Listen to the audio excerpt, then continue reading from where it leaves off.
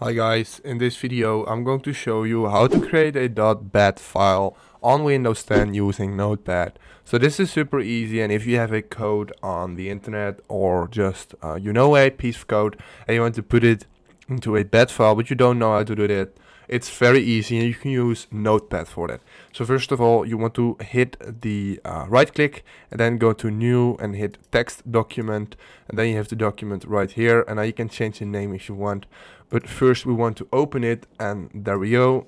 Now you want to put in your code. So I'm going to do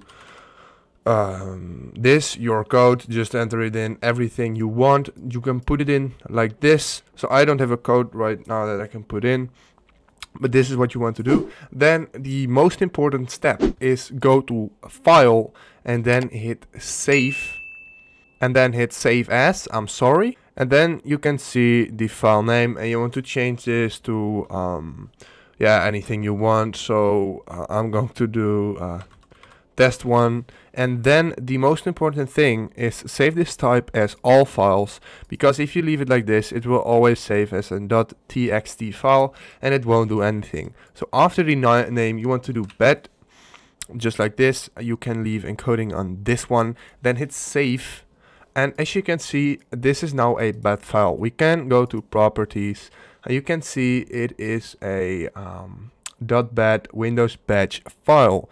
So we can go ahead and open it, and of course for me it won't do anything because I didn't put a right code in it, but if you did, it will launch, and now you can do the command. If this video helped you out, please leave a like, please subscribe, and see you next time.